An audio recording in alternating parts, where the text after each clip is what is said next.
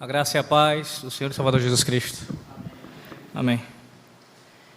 Irmãos, pergunta 53 do Catecismo Maior. Quantos irmãos abrem? Vou fazer um comentário sobre domingo pela manhã.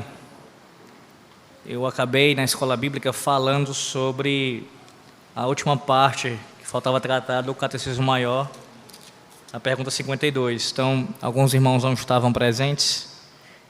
E eu sei que eu tenho dado o Catecismo Maior nas quartas.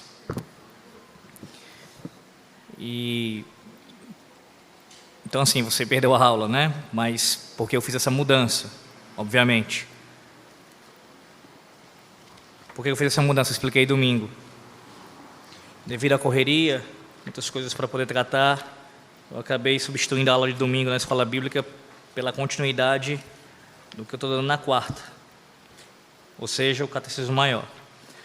E aí, nós tínhamos tido duas doutrinas sobre a pergunta 52, duas doutrinas, que eu falei sobre a ressurreição do Senhor.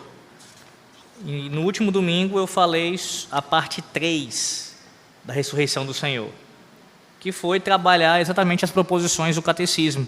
Eu tinha falado das heresias, né, contrárias à doutrina da ressurreição. Bem, tinha falado sobre as heresias contrárias à doutrina da ressurreição, refutamos. Depois trabalhei 1 Coríntios capítulo 15, do versículo 1 ao versículo 19, mostrando a doutrina da ressurreição ali, esses versículos iniciais do capítulo 15. E na última escola bíblica nós trabalhamos as proposições em resposta à pergunta 52 sobre a ressurreição de Cristo. Portanto, os irmãos que não puderam ouvir domingo pela manhã, eu recomendo que escutem o áudio lá no Spotify. A parte 3 do estudo da pergunta 52. Pois bem, hoje nós daremos continuidade a partir da 53. Como os irmãos devem ter visto no anúncio que foi feito no grupo, essa é a pergunta que a gente vai trabalhar. Pergunta 53, tratando aqui da ascensão do Senhor Jesus Cristo. Como nós temos feito o padrão, farei a leitura da pergunta 53 e os irmãos leem em uníssono a resposta. Assim diz o nosso catecismo. Como Cristo foi exaltado na sua ascensão? Resposta.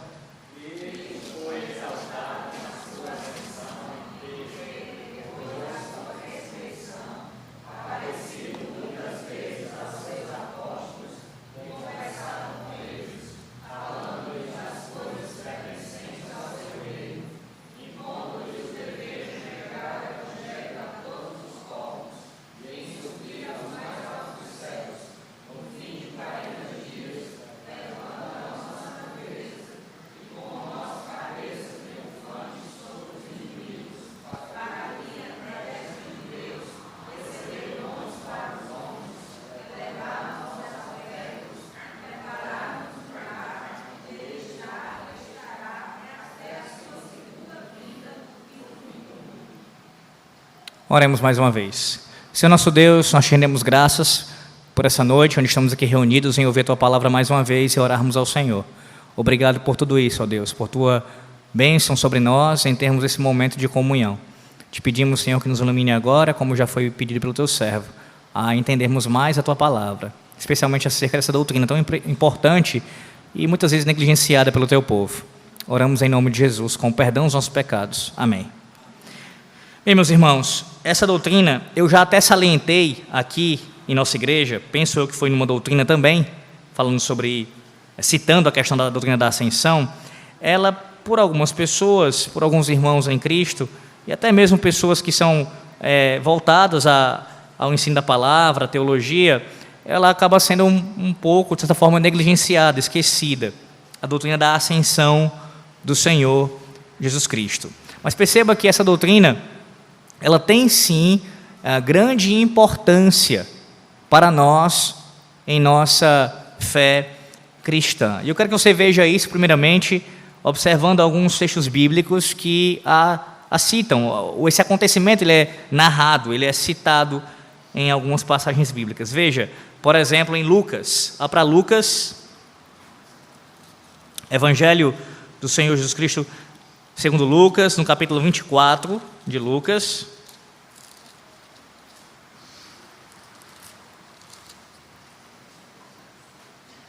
E eu peço que quem encontrar, leia do versículo 50 até o versículo 53, exatamente a última perícope do Evangelho do Senhor Jesus Cristo segundo Lucas.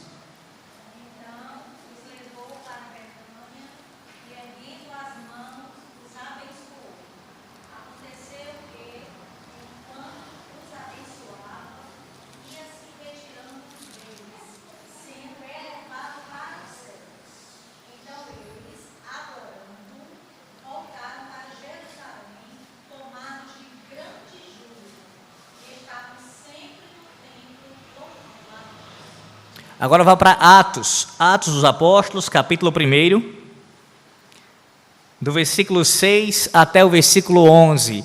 Esse é um texto, talvez, o texto mais citado quando falamos da doutrina da ascensão. Atos 1, do 6 ao 11.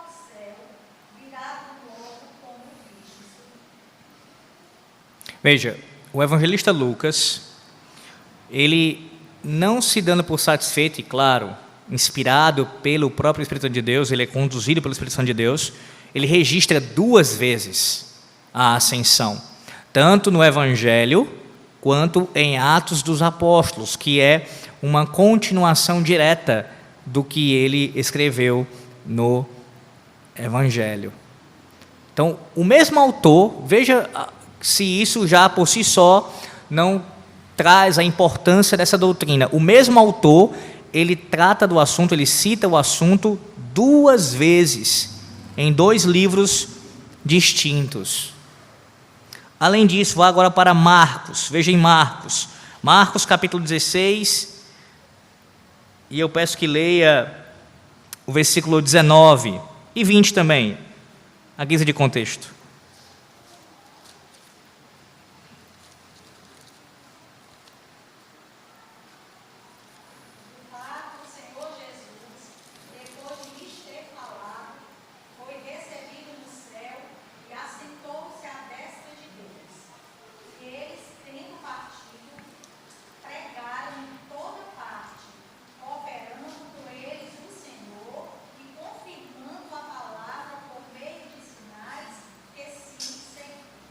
Este é o evangelista Marcos. Alguns dos irmãos já devem ter ouvido que esse final do capítulo de Marcos, ele é contestado e questionado mesmo por alguns teólogos, até mesmo teólogos dos nossos dias, conhecidos e de uma linha mais, de forma geral, ortodoxa. Contudo, nós rejeitamos isso, meus irmãos. Um dia ainda espero tratar sobre isso na igreja, tá bom? Acerca desse final de Marcos e outras passagens bíblicas que são questionadas como sendo palavra de Deus, inspiradas. Nós cremos que o final de Marcos faz parte, sim, do texto sagrado, e por isso eu cito aqui com toda tranquilidade e paz no coração, afirmando que também Marcos nos dá testemunho da ascensão de Cristo. Então, você tem aqui 2 evangelistas, sendo que um deles cita em mais de um livro. Agora vá para João. João capítulo 6, João capítulo 6.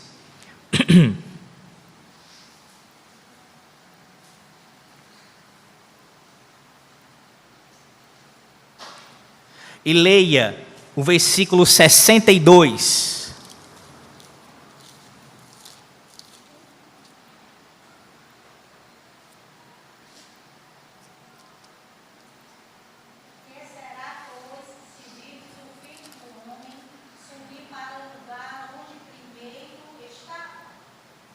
Agora, ainda em João, capítulo 14 de João,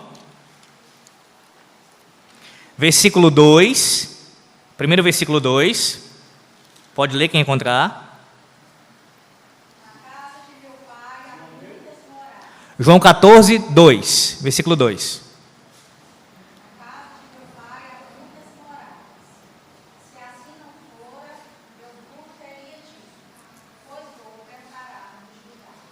O versículo 12, do mesmo capítulo, versículo 12. Em verdade vos digo, que aquele que crê em mim fará também as obras que eu faço, e outras maiores fará, porque eu vou para junto do Pai. Agora o capítulo 16 de João, versículo 5.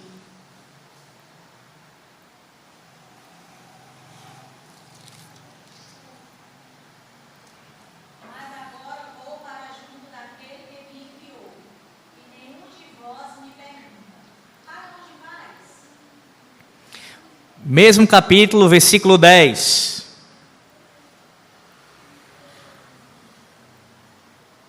A justiça, porque vou para o Pai, e não me vereis mais. Agora, versículo 17, do mesmo capítulo. Então, alguns dos seus discípulos disseram uns aos outros, que vem a ser isto que nos diz, um pouco e não mais me vereis, e outra vez um pouco e ver-me-eis. E ele, vou para o Pai? Versículo 28, mesmo capítulo, versículo 28.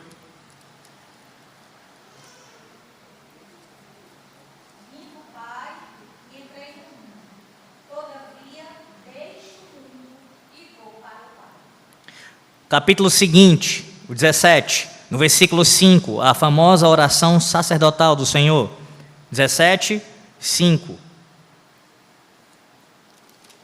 Agora glorifica-me, ó Pai, contigo mesmo, com a glória que eu tive junto de ti, antes que houvesse mundo. Capítulo 20 de João, versículo 17. Capítulo 20, versículo 17.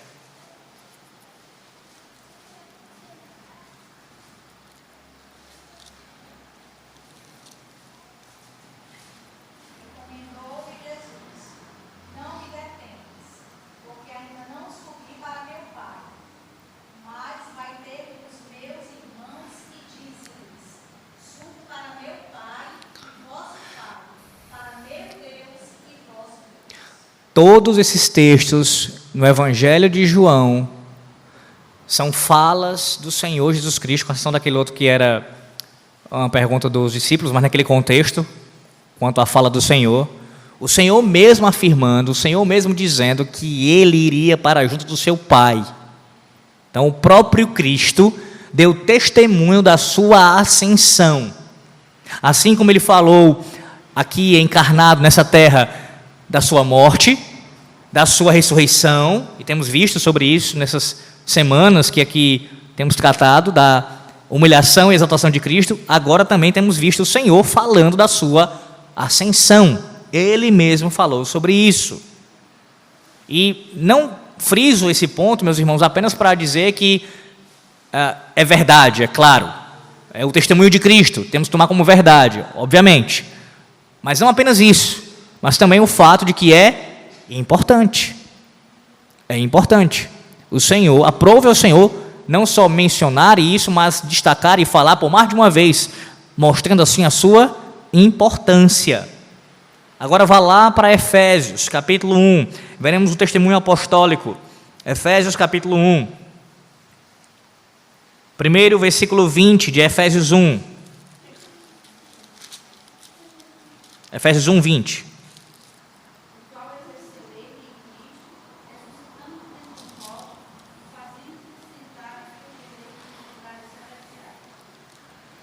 Capítulo 4 de Efésios, versículos 8 a 10. De 8 a 10.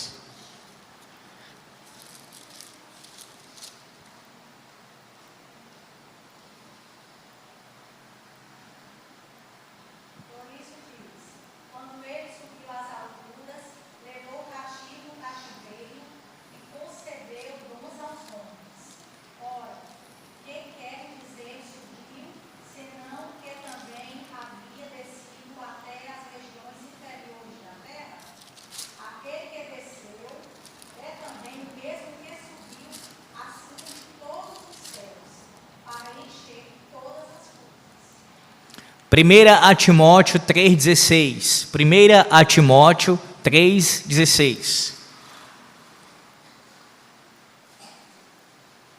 Evidentemente, grande é o mistério da piedade. Aquele que foi manifestado na carne, foi justificado em espírito, contemplado por anjos, pregado entre os gentios, crido no mundo, recebido na glória. Tudo isso é o apóstolo Paulo falando, tanto aos Efésios quanto ao jovem pastor Timóteo, a doutrina da ascensão. E você já percebe na fala do apóstolo Paulo, a gente vai trabalhar isso, se não hoje, na próxima quarta, você já percebe também essa doutrina e esse acontecimento histórico, que é uma doutrina bíblica, estando relacionado também com outras doutrinas bíblicas, como, por exemplo, a questão de dons sendo mencionados em Efésios capítulo 4. Pois bem, agora vá lá para Hebreus, e aqui a gente vai, nessas últimas passagens de Hebreus, encerrar essa primeira parte da doutrina quanto à fundamentação bíblica da ascensão de Cristo. Hebreus capítulo 1, versículo 3. Aqui você tem o autor aos Hebreus chamando a atenção para o significado dessa doutrina. Hebreus 1, 3.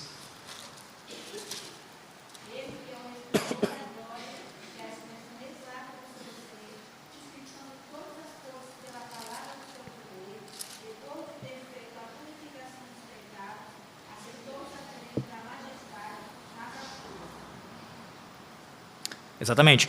Hebreus 4,14. Hebreus 4,14.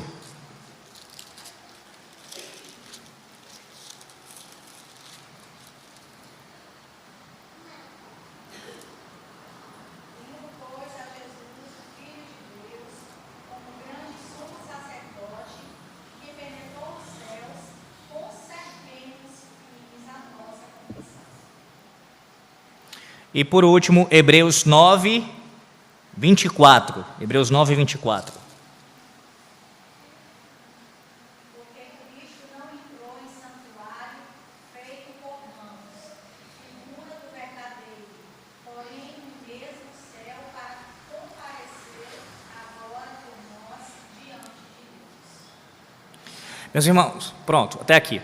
Nós temos várias passagens bíblicas, uns evangelhos, em epístolas do apóstolo Paulo, tanto a carta aos Efésios como a carta a Timóteo. Nós temos o testemunho do autor dos Hebreus, tudo isso, e o próprio Cristo falando antes da sua morte, da sua ascensão. Portanto, fundamentação bíblica, isso aqui foram só os textos do Novo Testamento que eu estou citando. É claro que no Antigo Testamento nós também temos menção de maneira profética a este acontecimento.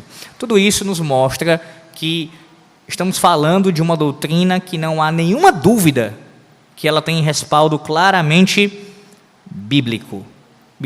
Espero que os irmãos tenham anotado essas citações. Que não anotaram, então podem depois ouvir novamente a gravação e assim estarem familiarizados com esta doutrina à luz da palavra de Deus. Segunda coisa que eu queria tratar nessa noite, com os irmãos, ainda nessa noite, acerca da natureza da ascensão. A natureza da ascensão. Eu vou falar algo aqui que talvez para vocês soe como muito óbvio, e assim eu espero que seja óbvio mesmo.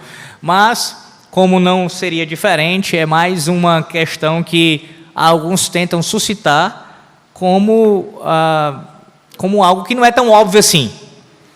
Deixa eu me explicar o que eu quero dizer com isso. A natureza da ascensão, ela é o quê?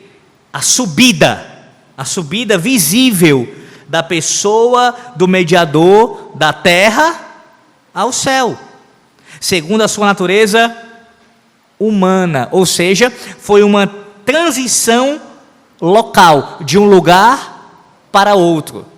Cristo, encarnado, sendo ele Deus homem, nessa terra, ele ascendeu aos céus, literalmente ele saiu de um lugar para outro.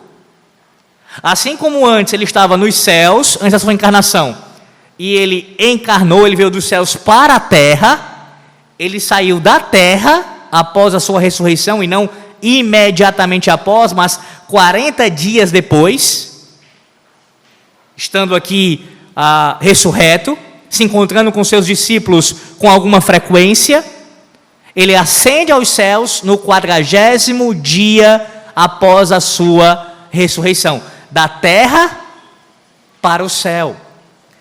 E aí por que eu digo isso? Por que eu friso aqui o fato de ser uma mudança de local? Isso tanto pelo fato de ter a ver com a natureza humana de Cristo, é importante a gente afirmar isso, mas também porque há um levantamento, um questionamento por parte de teólogos que dizem que, na verdade, não houve uma mudança de local, mas de condição, de estado. E veja como isso é sutil. Há também aqueles que defendem a mesma ideia com relação ao inferno. Você tem teólogos e até pregadores contemporâneos de nossos dias que falam do inferno não sendo um local físico, um local onde você possa estar ali, um canto onde pessoas, onde seres estarão presentes, mas um estado de espírito, uma condição.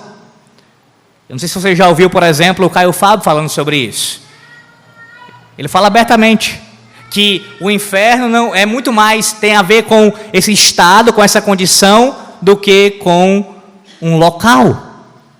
Veja a sutileza da coisa. E é importante compararmos não apenas céu e inferno nesse sentido, quanto à localidade, mas também comparar céu e terra principalmente. Por quê? Porque o paralelo é muito claro. A encarnação de Cristo está diretamente relacionada com a sua ascensão e vice-versa.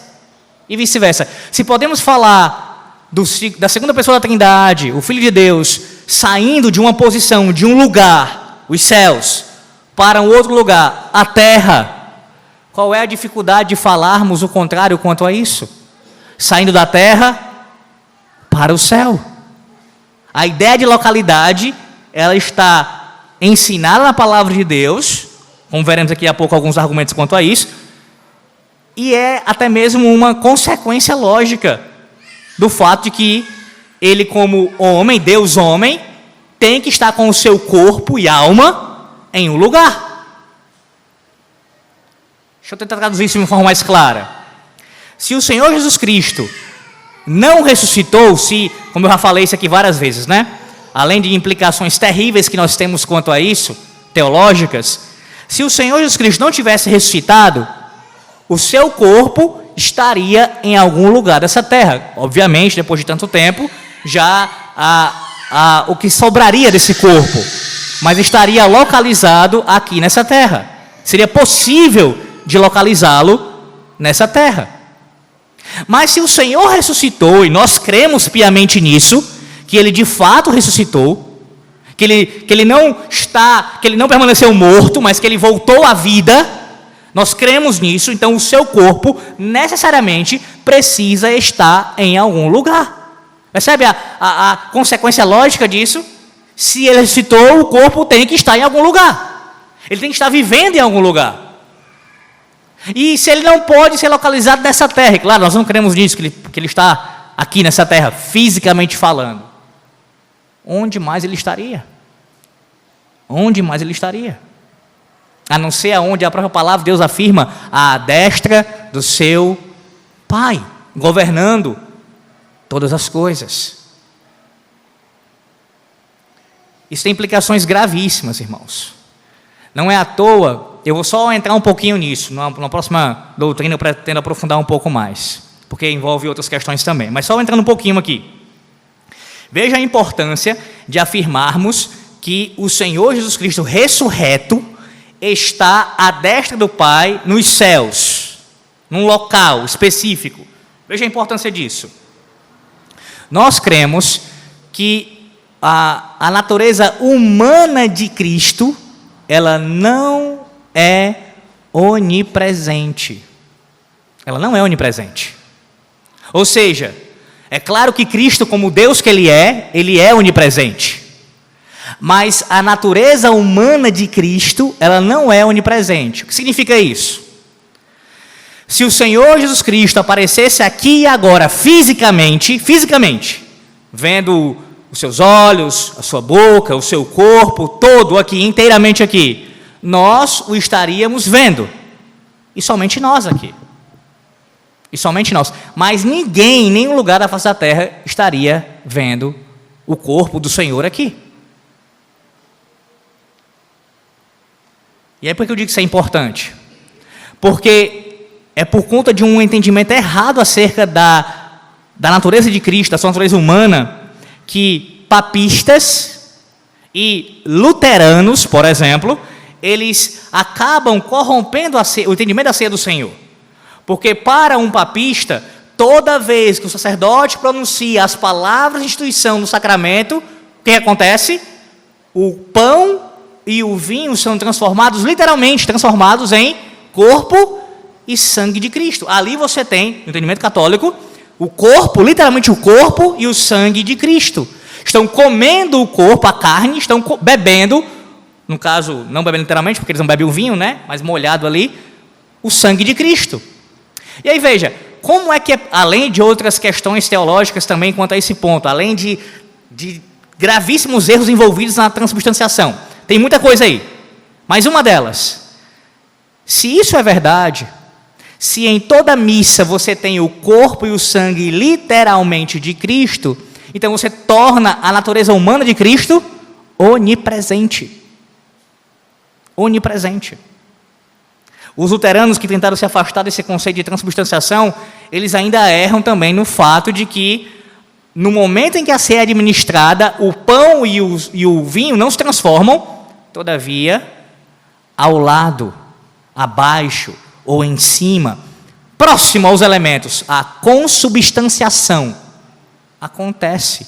E aí você tem em cada culto luterano a presença física de Cristo naquela igreja. Dentre outras coisas, repito, esse é um entendimento errado da natureza humana do nosso Redentor. É claro, eu reafirmo isso daqui. Cristo, ele é onipotente, onipresente, onisciente, porque ele é Deus. Mas o nosso Redentor, ele tem duas naturezas. Duas naturezas. Enquanto a natureza humana, essa natureza humana não é onipresente. Ela está exatamente agora localizada sendo redundante, local, nos céus. É lá onde o Senhor está. E sim, o Senhor se faz presente aqui e agora, e se faz presente em todo lugar, porque Ele é onipresente, mas Ele se faz presente como? Espiritualmente. A presença de Cristo está em nosso meio, espiritualmente. É o que nós queremos, como por exemplo, a ceia administrada. Cristo se faz presente no culto, se faz presente agora, mas espiritualmente. Fisicamente, Ele está muito bem localizado nos céus. Nos céus. Bem, alguns argumentos aqui, e eu estou citando nesse momento, Luiz Berkhoff, em sua teologia sistemática, falando do assunto. Ele diz o seguinte, argumentos quanto a essa questão do céu ser um local. Primeiro, o céu é descrito na Escritura como um lugar de habitação de seres criados, anjos, santos e a própria natureza humana de Cristo. Todos estes seres se relacionam de algum modo com o espaço. Somente Deus está acima de todas as relações espaciais. E claro que Cristo, quanto à sua natureza divina, Isso também cabe a ele, compete a ele. Por certo, as leis utilizadas no espaço celestial podem diferir do que se utiliza no espaço terrestre. Segundo argumento, o céu e a terra são repetidamente colocados, como eu já citei aqui, em justa posição na Escritura. Deste fato, parece que se pode inferir que se um deles é um lugar, no caso a terra, o outro tem que ser um lugar também. Seria absurdo colocar um lugar em uma condição em justa posição dessa maneira. Não caberia a comparação, meus irmãos. Se você tem a terra sendo comparada nesses termos ao céu. Terceiro, a Bíblia nos ensina a pensar no céu como um lugar. Várias passagens dirigem o nosso pensamento para cima, ao céu, e também falando do inferno, se referindo para baixo. E aí tem alguns textos bíblicos que mostram isso. Vou só citar aqui, os irmãos podem notar e depois conferir com calma. Deuteronômio 30, versículo 12, Josué 2, versículo 11, o Salmo 139, versículo 8 e Romanos 10, versículos 6 e 7. Isso não teria sentido se ambos não devessem ser considerados como locais, em algum sentido da palavra. E quarto e último argumento, o ingresso do Salvador no céu é retratado como uma subida. Nós lemos aqui vários textos bíblicos que falam de uma subida. Cristo ascendendo aos céus, indo, subindo. Os discípulos, eles viram Jesus ascendendo até que uma nuvem o intercepta e o oculta de suas vistas. O mesmo colorido local está presente na mente do escritor de Hebreus, lá no texto que acabamos de ler, Hebreus 4, 14. Então, tudo isso são argumentações que fundamentam ainda mais a natureza da ascensão de Cristo. Veja, não apenas Cristo, a ascensão dele é descrita na palavra, mas a sua natureza também. E de que natureza é esta? É uma mudança de local, uma transição de local. Cristo estava nos céus, encarnou, ou seja, ele veio à terra. Quando ele morre, ressuscita, 40 dias depois da ressurreição, ele ascende aos céus, ele volta para os céus. Alguém já disse o seguinte, que quando o Senhor encarnou, é como se o céu beijasse a terra. E na ascensão, é a terra beijando o céu. Que bela descrição. Porque sim, meus irmãos, quando houve a ascensão do Senhor Jesus Cristo,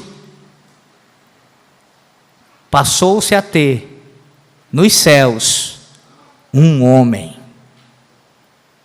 Um homem. Não, isso não é contradição que eu acabei de ensinar. Aqueles que morrem em Cristo, eles vão para os céus, mas eles vão ainda sem os seus corpos. Quem vai são as suas almas. Os corpos repousam na sepultura e a alma deles vai para a presença de Deus. Mas apenas com Cristo isso acontece. Ele, quando adentra aos portões celestiais, e essa imagem, ela pode, esse acontecimento pode ser muito bem contemplado quando cantamos o Salmo 24. Lembra do Salmo 24? Quem é o Rei da Glória? Entrando ali aos portões celestiais. Pois bem, quando Cristo ascende aos céus, um homem está entrando nos céus, de carne e osso. O Deus eterno, encarnado, entra nos céus. E desde então permanece lá. Nós temos um mediador, que é Deus e homem ao mesmo tempo. E porque ele é homem, e porque ele sabe o que é sofrer, ele pode interceder por nós junto ao Pai. Bem, meus irmãos, ainda para nós encerrarmos, eu quero pontuar aqui o início, pelo menos, das proposições do nosso catecismo na resposta à pergunta 53. Eu não vou trabalhar todas elas hoje pelo nosso horário aqui, mas eu quero pelo menos o início dessas proposições nós adentrarmos. Veja aí, a pergunta 53, que nós lemos no início do estudo, que diz como foi Cristo exaltado na sua ascensão, a resposta começa assim: Cristo, que depois de ressurreto apareceu e conversou diversas vezes com os seus apóstolos, falando-lhes das coisas concernentes ao reino de Deus e comissionando-os a pregarem o evangelho a todas as nações. Até aqui. Nós trabalhamos nas últimas quartas e no último domingo pela manhã acerca da ressurreição do Senhor. E esta ressurreição de Cristo, ela foi testemunhada por muitas pessoas, não apenas pelos 12, mas muitos outros são citados como sendo testemunhas oculares da ressurreição de Cristo. Você pode depois confirmar isso novamente vendo o texto de 1 Coríntios, capítulo 15. Pois bem, nesses aparecimentos que o Senhor teve diante dos seus apóstolos, após a sua ressurreição, e agora pense comigo, ele ressuscita no terceiro dia, no primeiro dia da semana, terceiro dia eu digo com relação após a sua morte, e desde esse dia ele fica 40 dias, frequentemente, aparecendo aos seus discípulos, dando as últimas instruções a eles. E a instrução que eu quero destacar, que é a instrução que o nosso catecismo ele relata aqui, é da grande comissão. Vá lá para Mateus capítulo 28, Mateus 28, e versículos... A partir do 18, Mateus 28, a partir do versículo 18. Eu vou encerrar nesse exato momento agora, fazendo um breve comentário sobre isso, porque é um texto que tem algumas questões importantes, que não vai dar para tratar tudo aqui nesse momento final. Mateus 28, versículo 18 até o versículo de número 20, até o final. Assim diz o Senhor: Jesus, aproximando-se, falou-lhes, dizendo: toda a autoridade me foi dada no céu e na terra. Ide, portanto, fazei discípulos de todas as nações, batizando-os em nome do Pai, do Filho e do Espírito Santo, ensinando-os a guardar todas as coisas que vos tenho ordenado. E eis que estou convosco todos os dias até a consumação do século. Significa dizer que o Senhor não tinha autoridade antes da sua ressurreição? É claro que não, já expliquei isso aqui. O Senhor, ele, como Deus eterno, Deus Filho, ele sempre teve toda a autoridade. Por que ele fala agora aqui num sentido de novidade, dá uma ideia de novidade aqui? É porque agora, na condição de Deus homem, como mediador do pacto da graça, da aliança que Deus tem conosco, é nesse sentido aqui, que ele afirma ter toda a autoridade. E é com base nessa autoridade que ele tem, que ele comissiona os seus discípulos, os seus apóstolos, a fazerem discípulos. E quero concluir com esse ponto. Como assim? Meus irmãos, a Igreja de Cristo, ela tem desde então se espalhado por toda a terra. Veja o contraste aqui entre o que acontecia na antiga aliança e o que nós temos como ordem do Senhor para a nova aliança. Na antiga aliança nós temos o Senhor, através de Abraão, constituindo um povo, e este povo, depois de estabelecido na sua terra prometida, este povo ali é levantado por Deus como uma nação sacerdotal, uma nação modelo, uma nação que deveria ser o exemplo para as demais nações. E nesse sentido é que Israel faria missões na antiga aliança. Não que Deus não tenha suscitado, levantado pessoas para fazer isso de forma esporádica. Ele fez, como no caso de Jonas. Mas isso não era o padrão.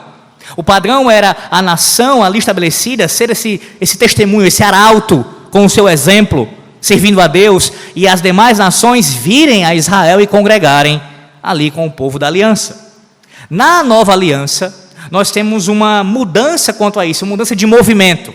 Agora, o povo da aliança, através dos seus ministros, vai às nações, vai aos outros povos, e usados por Deus, vão dar testemunho do Evangelho. E veja para quem foi a ordem.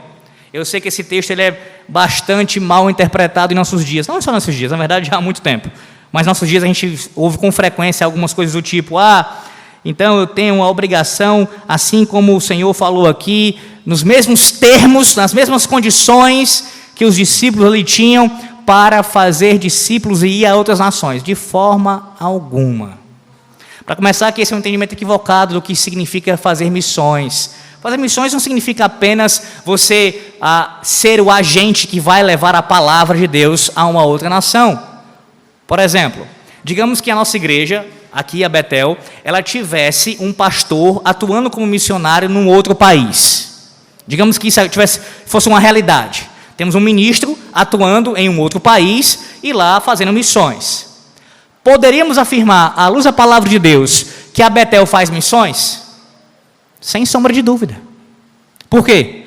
Porque o ministro nos representa. E nós, enquanto igreja, estamos envolvidos nesse trabalho, orando por ele, sustentando-o financeiramente e assim por diante. Então, a igreja faz missões na pessoa dos seus ministros. Eles são vocacionados por Deus, levantados pelo Senhor para irem às nações e proclamarem a palavra. A igreja é esse porto seguro, essa base falando aqui o paralelo, né, de ilustração com a questão de uma guerra, que fica ali dando aquele suporte para aqueles que vão para o campo. É assim que acontece. Já pensou se você pegar essa ordem do Senhor aqui e aplicar a cada crente individualmente? Então só teremos missionários na igreja, é isso?